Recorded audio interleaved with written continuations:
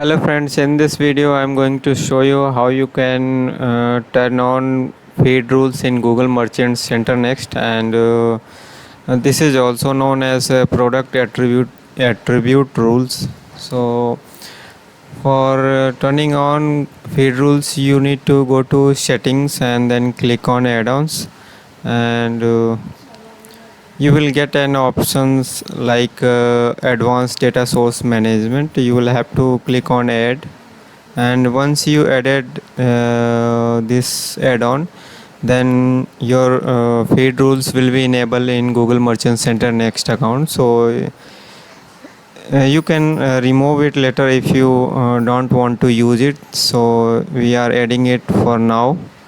Okay, and once added, you can use this feature to enhance your product data in Google Merchant Center. So I have added here, and to use it, go to settings once again and click on data sources, and once you have added product data source, then you will be able to see your attribute rules option here. So from here you can set attribute rules for your products,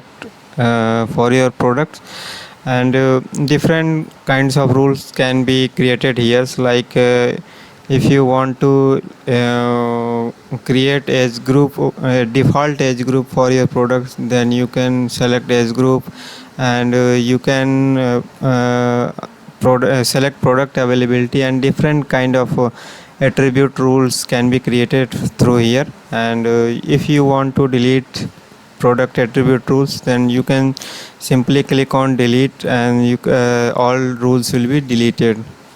So through this method you can turn on Google Merchant Center feed rules in your Google Merchant Center account. And in Google Merchant Center next account, it is known as attribute rules.